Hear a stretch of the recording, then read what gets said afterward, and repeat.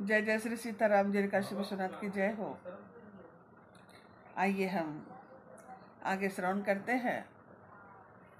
इधर लक्ष्मण जी को जब बाण भरत जी ने मारा, भरत जी गिरे, हनुमान जी मूर्छित होकर गिरे, लेकिन वो राम राम रघुपति करके जब आवाज़ उठाए तो भरत जी बहुत दौड़ करके गए कि ये जरूर हमारे प्रिय है। जब वहाँ हनुमान जी को देखा तो उनको बड़ा दुख हुआ। फिर उन्होंने पूछा, उन्होंने बताया, अपना सारा आयोजन भी बताया, प्रयोजन भी बताया। तब भरत जी से वहाँ बोलते हैं हनुमान जी कि मुझे सुबह होने तक यह जो संजीवनी बूटी उसको लेकर मुझे जाना है, और मुझे ये नहीं पता कि कौन सी, इसलिए मैंने गिरी पर्वत को उखाड़ के ले लिया हो, अतः मुझे अब विदा कीजिए, सूर्योदय से पहले मुझे पहुंचना है।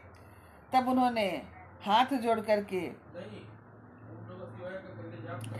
भरत जी के चरणों की वंदना करके हाथ जोड़ कहे, तव प्रताप उरि राखी प्रभु, जय हऊ नाथ तुरंत, अस कही आय सुपाई पद, बंदी चले हनुमंत।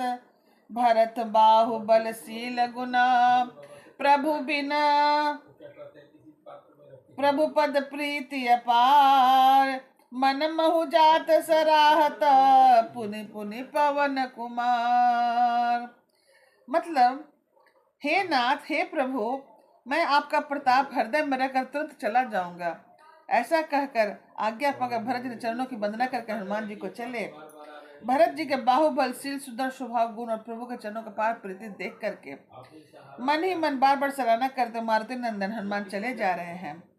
वहाँ राम लक्ष्मण निहारी, बोले बचन मनुजय अनुसारी,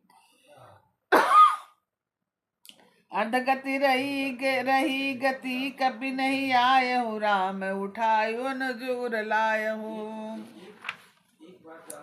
सकहु न दुखित मोहि, देखी मोहि काहू, बंधु सदा तव मृदुल स्वभाव। मम हित लागी तजहु पितहु माता, सने से हऊ विपिन हिम आतप बाता। सोनु राग कहाँ अब भाई, उठऊ न सुर मम बच बिकलाई। जो जन तेऊ बन बंधु बिछोहू, पिता बचन मन तेऊ नहीं ओहू। सुत बित नारी भवन परिवारा, हो ही जग बारहि बारा। अस विचार जिय जाग तू जग उतराता, मिलहु न जगत सहोदर भाता। मतलब देखिए तुलसी बाबा कितना अच्छा प्रसंग लिखे हैं कि सुत बिन नारी भवन परिवारा।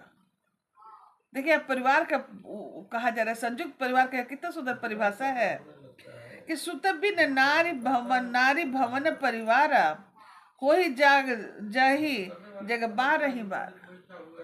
अस विचार जही जाग हुताता, मिलन न जगत सहोदर भ्राता। मतलब कि पुत्र, धन, स्त्री, घर और परिवार, ये जगत में बार बार होते हैं और जाते हैं, परंतु जगत में सहोदर भाई बार बार नहीं मिलते। भाई की वर्णन देखिए, कितना अच्छा मार्मिक प्रसंग उन्होंने कहा है। मतलब कि रामचंद्र जी रो रहे हैं, अपने भाई से विलाप करते हुए कह रहे हैं कि बाकी तो सब मिल जाता है, लेकिन जो माता जन्म देती है वो माता और सहोदर भाई नहीं मिलता। इसलिए हे भाई तुम उठो, हे तात तुम जागो। जथा पंख बिनु खगयति दीना, मुनि बिनु फनि करिवर करहीना। असमम जीवन बंधु बिनु तोही, जो जड़ देव जिमाउ मोही। जहु बवद कवन महुलाई, नारी हेतु प्रिय भाई गवाई। बरु अपजस सहतेहु जग माही, नारी हानि विशेष छाति नाई। अब अपलोक शोक सुत मोरा तोरा, सहाय निठुर कठोर उर मोरा। निज जननी के एक कुमारा, तासु तुम प्राण अधारा। सौंपहि मोरि तुम्हि पहि गई पानी, सब विध सुखद परम हित जानी। उतरहु काऊ देहु तो ही जाई, कि उठ किन मोहि सिखावहु भाई। बहु विधि सोचत सोच विमोचन, स्रवत ललित राजीव दल लोचन। उमा एक अखंड रघुराई, नरगति भगत कृपाल दिखाई। प्रभु प्रलाप सुनि कान बिकल, भय बानर निकर। आई गए हनुमान जिमी, करुणा महावीर रस।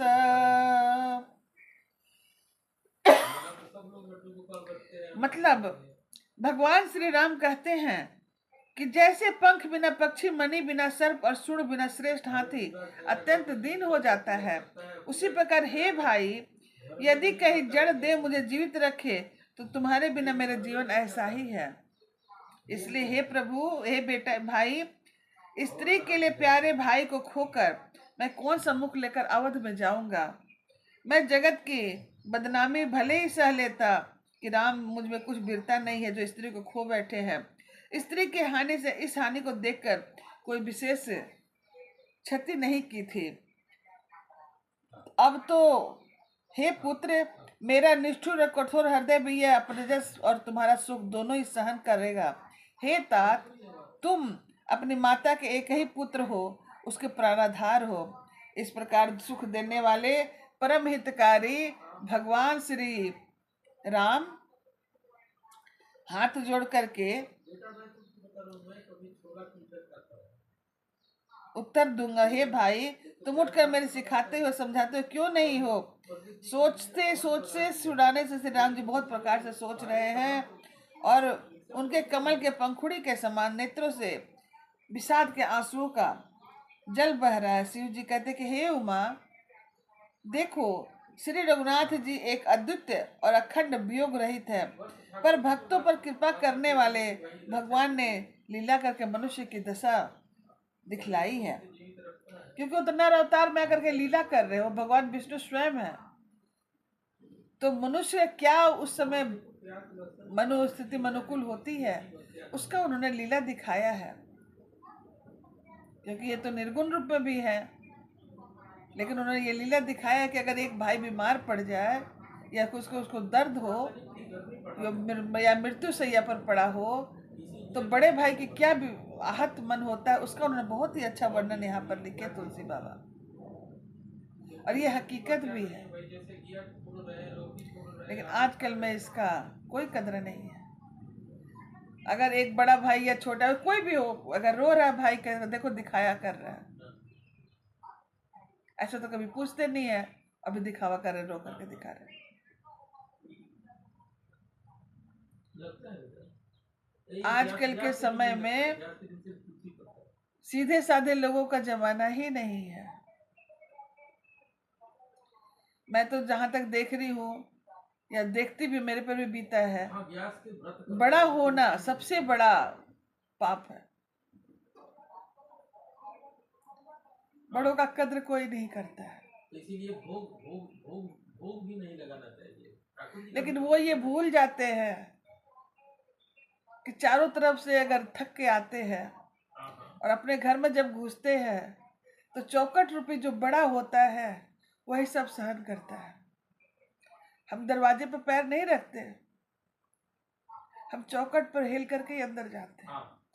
और चौखट पे क्या टिका रहता है? दरवाजा।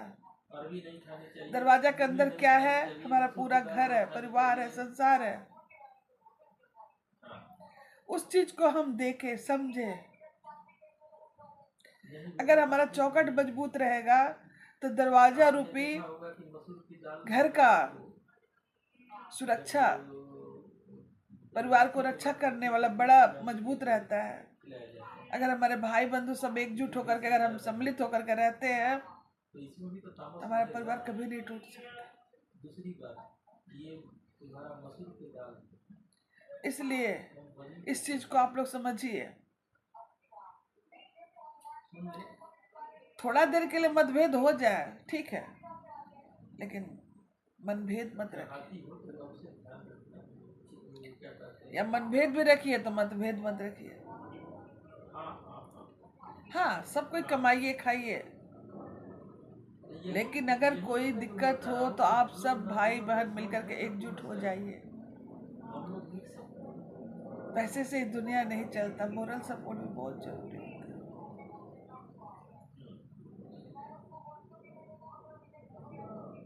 आपने देखा होगा बहुत सारे लोग ऐसे भी होते हैं जिसके 5-5 4-4 भाई बहन हैं, सारी जिंदगी बड़ा बेटा करता रहता है, छोटे वाले आगे निकलते चले जाते हैं, जैसे जैसे उनकी जिम्मेदारी पूरी होती है वो निकल जाते हैं, बड़ा भाई अकेला पड़ा रह जाता है अपने परिवार के साथ कि चलो बच्चे से सुख पाऊंगा।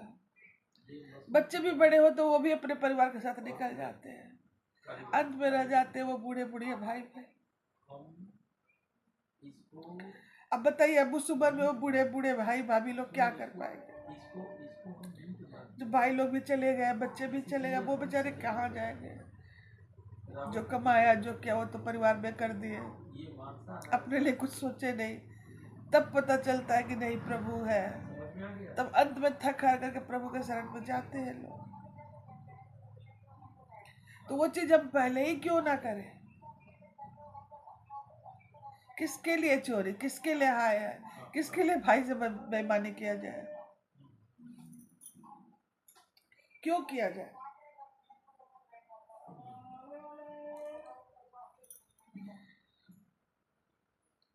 इसलिए सहोदर भाई और माता पिता जो जन्म देने वाले हैं जाने के बाद नहीं मिलते, उनकी यादें रह जाती है, बाद में हम उनको याद करते हैं। वो किस लिए?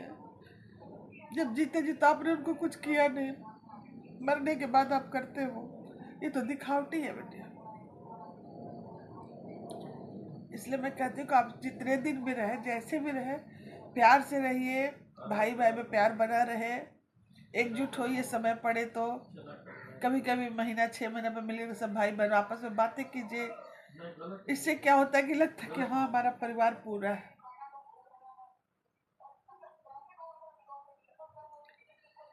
तो प्रभु अपने भाई के लिए ऐसे विलाप करते रहते हैं, ऐसे विलाप करते करते सब बोले कि अब तो हनुमान जी आए नहीं, आधी रात्रि तो बीत चुकी और अब